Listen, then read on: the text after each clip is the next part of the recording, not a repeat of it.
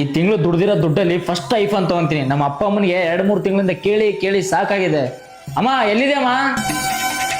ಏನ್ರಿ ನೀವು ಹೊರಗಡೆ ತಿರ್ಗಾಡ್ತೀರಿ, 2-3 ಜೊತೆ ಹೊಸ ಬಟ್ಟೆ ತಗೋಕಾಗಲ್ಲ ನೀವು ರೀ.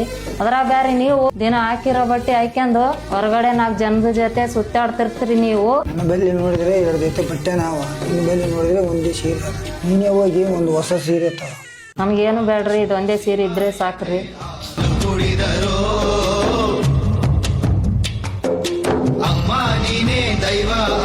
ಈ ದುಡ್ಡೇನಾದ್ರೂ ಈ ಡಬ್ಬದಲ್ಲಿ ಹಾಕಿದ್ರೆ ನಮ್ಮಮ್ಮ ಪಕ್ಕ ನೋಡ್ತಾರೆ. ಅವಾಗಾದ್ರೂ ನಮ್ಮಮ್ಮ ಒಂದು ಹೊಸ ಸೀರೆ ತಗೋಬೋದಲ್ವಾ?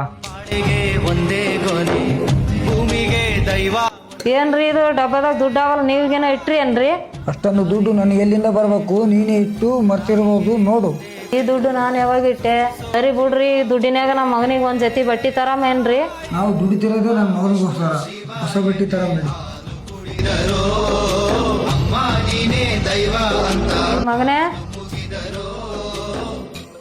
ನಿನ್ಗೋಸ್ಕರ ಹೊಸ ಬಟ್ಟೆ ತಂದೀವಪ್ಪ ತವ.